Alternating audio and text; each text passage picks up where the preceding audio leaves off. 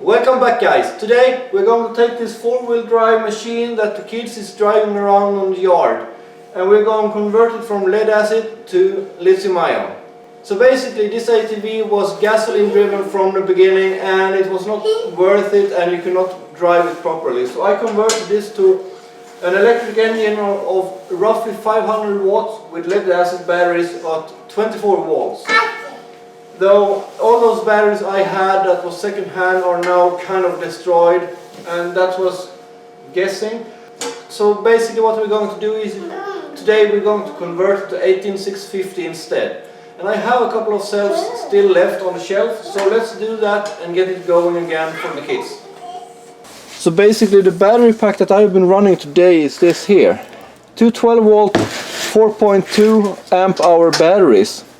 And they work great and all that, but they are a little bit heavy and now they are starting to wear off where you can't drive it more than a couple of minutes at a time. So I have this width here of 15 centimeters. I can have it 15 out that way as well and 15 out that way. So I am actually going, if I have cells enough, to build it a little bit larger. If you take the cells here, you will be able to see that I could potentially put them like this, and that would work. So it's just a matter of laying them out. So what I'm going to do, as I think now, is build two bricks. One brick that cover one battery and another one there, and parallel them like I have today. So two 12 volt pieces. So first of all, we need to have roughly 2 packs, and we're going to do them like this, and they will be 12 volt each and connected together. And we have the measurements of this total box, if I can draw, and they will be roughly 150 times 150 times 150. And this is not scale, I know that. We're going to lay them up in 2 packs like this. So let's calculate some things. First of all, 500 watts divided by 24, and we get roughly 21 amps at most. And I have measured this, so that's actually correct. And you know that I like to go by 1 amp per battery when it comes to safe. In this case I'm not sure I can do that because it depends on the space. So first of all, we need to figure out how many batteries can we get in a space like this. And since we know the measurements, we know that we will be having it 15 centimeters wide, and that's roughly to that point. We can easily just put out the batteries like this to see how many we can fit. And I know that I can for sure not go any further than 15, so this is the maximum. So we have 1, 2, 3, 4, 5, 6, 7, 8. And we know for sure that the height would be the same. So 8 by 8 is 64 batteries, and we know that we will have 2 packs. So 2 packs of 64 is 128. So that's what we have to play with. Now, the second part is the voltage of these batteries. We know that the current one can handle 2 times 14 volt at most, and that's roughly 28 volts. And we know that those cells are around 4.2 volts, so if we divide that by 4 by 2, we get it to roughly 6.6 in series. So what if we go 7? 7 times 4.2 equals 29.4 volt instead, and that's 1.4 volt above what we wanted to have.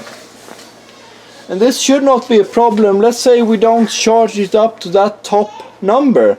Let's say we actually only charge it to whatever we have here. So we go 28 split by 7 in series. That gives us a 4 volt range. And since most of those batteries here we know that those are around 3.7 volts. That should be totally fine. And the fact that we want as high voltage as we can, when we have the most energy as well. So we're going 7S. So now we know that we are going to utilize 128 cells, 7 in series. So let's take 128 split by 7, and that equals up to 18.28. In this case, we go 18 as the most. And 18 times 7 would, if so, 126 cells. So we need quite a lot of cells. And I'm not sure I have that actually. So let's dig into that and see what we can get out. And here we have all the batteries that we are going to use. Unfortunately, it's not 128 of them. It's actually 98. Let's do some numbers based on those 98. So we have 98 batteries. That would be 98 split by 7, 14 per pack. So 21 divided by 14. Then we would be getting at most 1.5 amp per cell. So that should be fine. The cells here is rated somewhere around 1400 to 1700, and I have almost an equal amount. So 1400 to 1700, we will consider it to 1.5 amp per cell.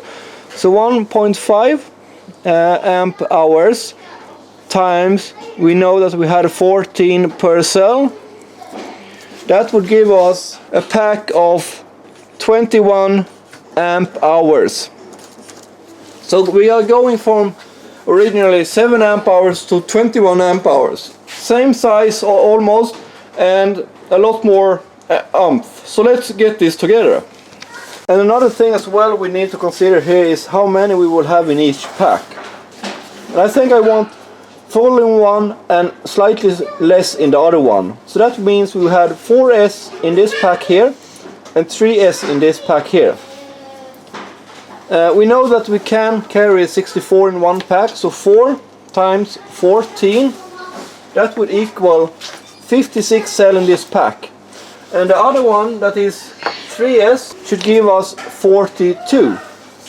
So we need one pack with 42 and one pack with 56. And we know that we can carry 15 in the length. So let's start. So it's time to assemble the pack, and I have laid all the rows out for this first one. And I'm using this kind of device here that I will show in the weekly tip next week. Or in this week, or whatever it comes out. So let's start to lay out the batteries. And this is pretty simple, just a matter of tugging them in, kind of. Now it's the next one. And then it's important to turn them upside down.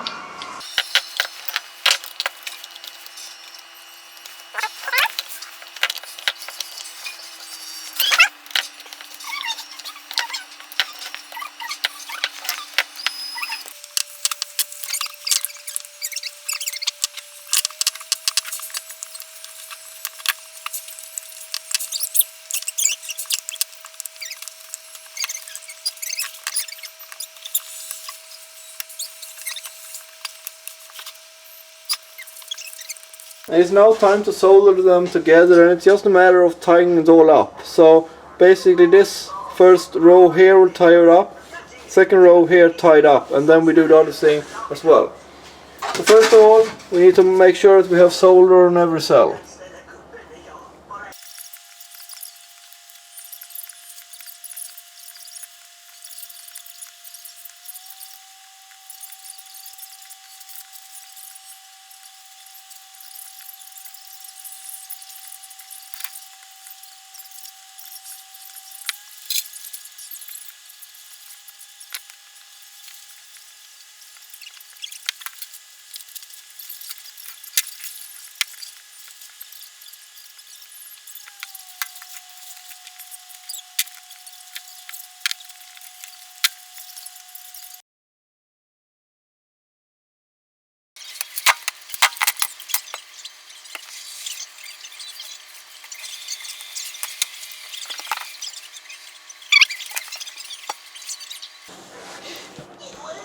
And they will be tied together with something like that.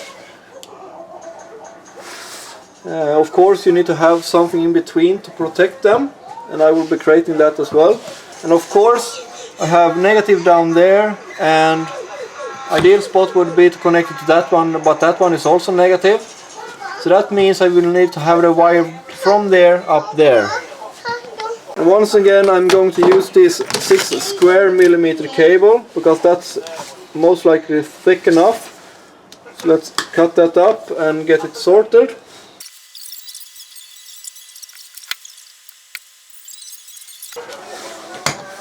And in between here I'm going to use something that I have spare since my other batteries I got.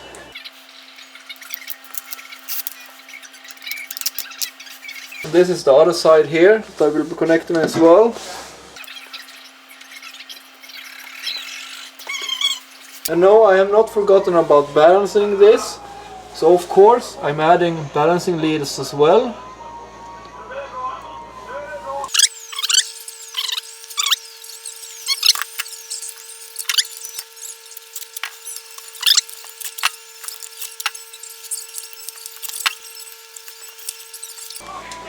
Now it's time to tie this together with this one, and this one will be tied on top like that. Still we need to hook it up correctly here. We add another of those on top.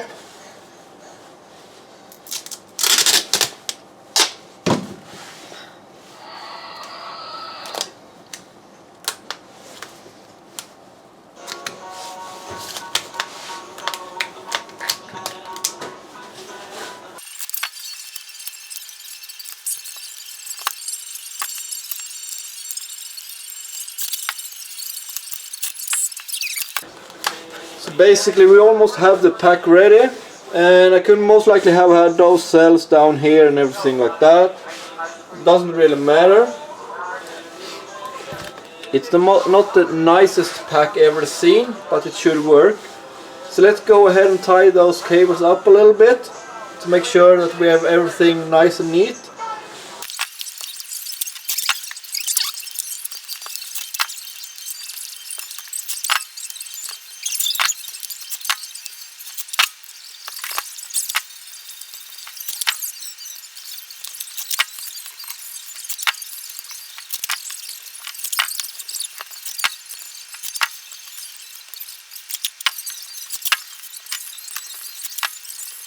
This pack I'm actually going to use XT90 contacts, and that's merely because they are a tad bigger.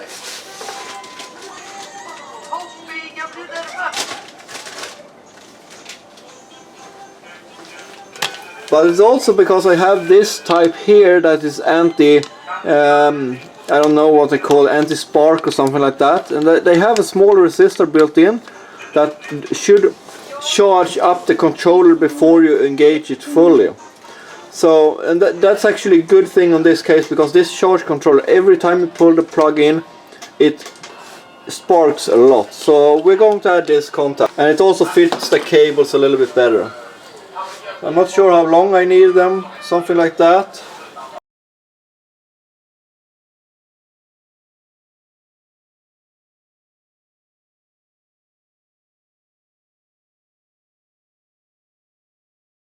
I should actually have had cable sleeves on this, but I didn't.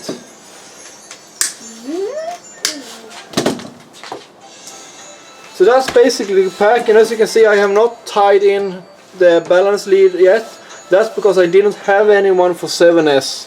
So I need to wait that one, and I have to manually balance charge it for now. But that's totally fine for me, and I will be able to do that because I am running my big chargers. So it's time to test it out on the 4-wheel drive and see how the kid does it. So let's go!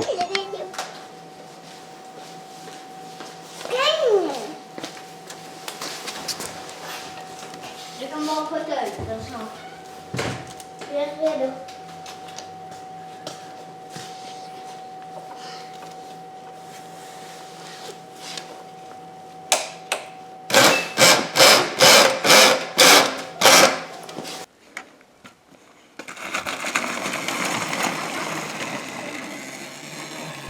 So that's it for this time. As you can see, the quad works perfectly fine.